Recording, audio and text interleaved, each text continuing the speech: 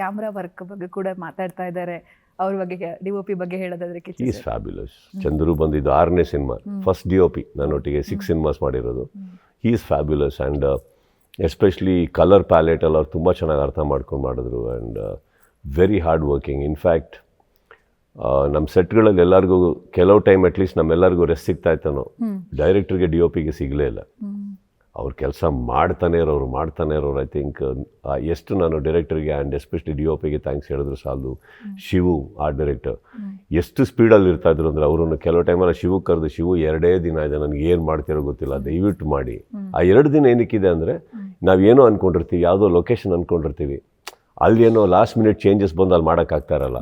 So ನಾವು ಏನು ಮಾಡಬೇಕು ಇವಾಗ ಗೊತ್ತಾಗದೆ, ಯಾವುದೋ ಒಂದು ಜಾಗ ನೋಡಿ, ಶಿವು ಇದನ್ನು ಸೆಟಪ್ ಮಾಡಿಕೊಟ್ಬಿಡಿ ಪ್ಲೀಸ್, ಏನೋ ಮಾಡಿ ನಮಗೆ 2 days ಟೈಮ್ ಅಂದಾಗ ಇಲ್ಲಿಂದೆಲ್ಲ ಪ್ರಾಪರ್ಟಿ ತೊಗೊಂಡು ಪಾಂಡಿಚೇರಿಗೆ ಹೋಗಿ 2 ಡೇಸಲ್ಲಿ 4 ಸೆಟ್ಗಳು ಏರಿಯಾಗಳು ರೆಡಿ ಮಾಡಿಕೊಟ್ಟು, ಐ ಥಿಂಕ್ ಆ ಉದ್ದೇಶ ಒಬ್ಬರಲ್ಲಿ ಮೈನಸ್ ಆಗಿದ್ರು ಇದು ಸಿನಿಮಾ ಕಂಪ್ಲೀಟ್ ಆಗ್ತಾ ಇರಲಿಲ್ಲ.